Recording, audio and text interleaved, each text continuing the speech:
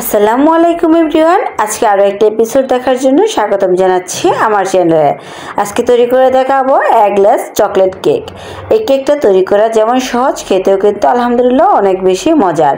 যারা ডিম পছন্দ করেন না তারা কিন্তু চাইলে এই কেকটি তৈরি করে নিতে পারেন।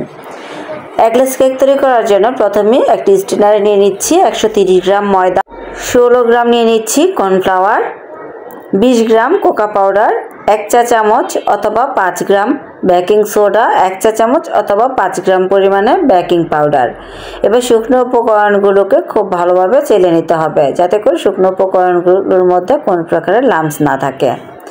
শুকনো উপকরণগুলো চেলে নেওয়া হয়ে গেলে এবার একটা হ্যান্ড হুইস্কের সাহায্যে শুকনো উপকরণগুলোকে খুব ভালোভাবে মিশিয়ে নিব।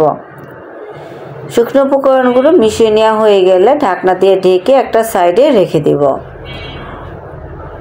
আরও একটি মিক্সিং বোলে নিয়ে নিচ্ছি 180 গ্রাম গরম দুধ। দুধটা কুসুম গরম থেকে আর একটু বেশি পরিমাণে গরম হতে হবে।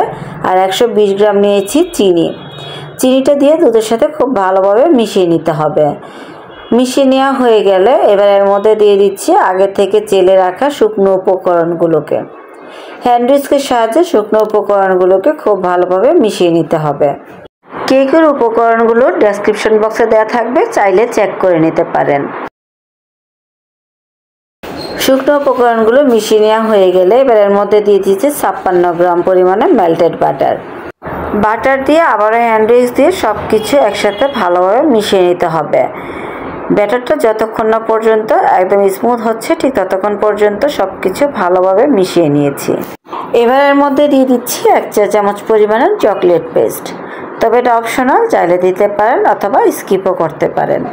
চকলেট পেস্ট দিয়ে আবারও সব কিছু খুব ভালোভাবে মিশিয়ে নিতে হবে। কেক ব্যাটারের ঘনত্বটা কেমন হবে সেটা কিন্তু ভিডিও স্ক্রিনে দেখিয়ে বুঝতে পারছেন।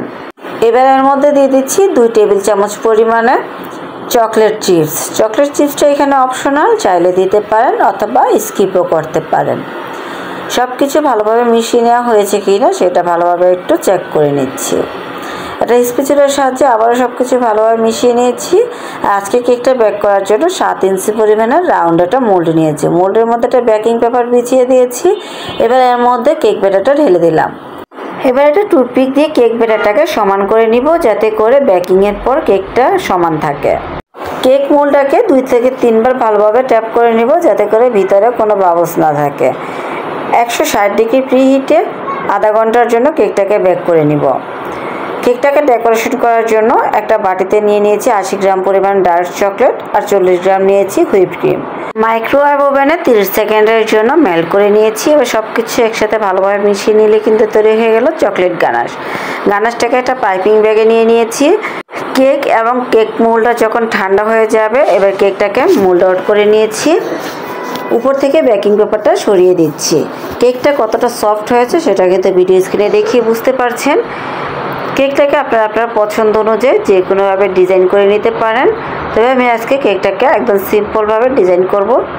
উপর থেকে পাইপিং ব্যাগে করে সামান্য পরিমাণ একটু গানাশ দিয়ে কেকটাকে ডেকোরেশন করে নিচ্ছি। ভিডিও স্ক্রিনে দেখিয়ে বুঝতে পারছেন আমি গানাশটা কীভাবে কেকের মধ্যে দিয়ে দিচ্ছি। অল্প পরিমাণে গানাশ দিয়ে কেকটাকে ডেকোরেশন করে নিয়েছি।